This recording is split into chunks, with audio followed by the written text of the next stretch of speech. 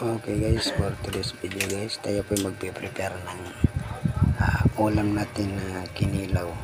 Ayan guys, yan po yung mga ingredients natin guys.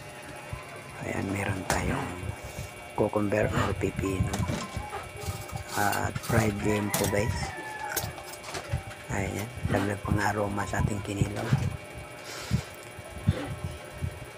And meron din po tayong chop onion at chop chili.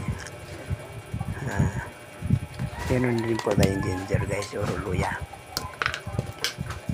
Ayan, at lemon. 7 pieces na lemon guys. Ayan. Yan po yung kunting sugar guys na ating inihalo sa ating vinegar. Meron tayong paminta pombo guys. Ayan, ground pepper. Ayan, ilagyan natin yung ating bangos na sinachap at pinigaan ng ating vinegar para matanggal yung lansa ng ating isdang bangos guys. Ayan, ilagyan na natin yung mga ingredients guys.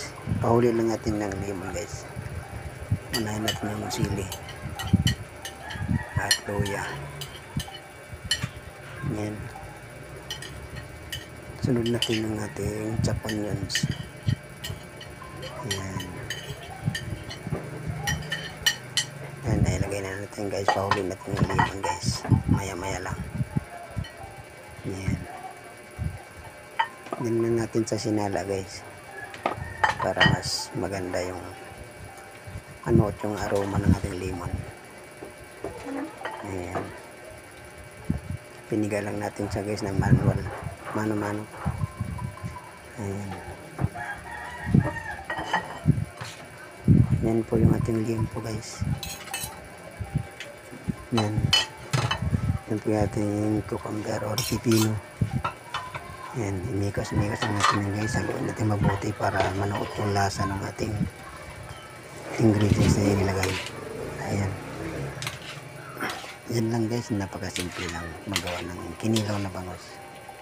Ayan, marami pong klaseng kinilaw guys. Meron po tayo yan i-upload din natin yung iba pang gamit na sangkap sa paggawa ng kinilaw. Ayan, done na ito guys. Let's eat. Ayan, yan na po yung finished product guys. Napakadali lang. Ayan, thanks for watching guys. See you in the next video.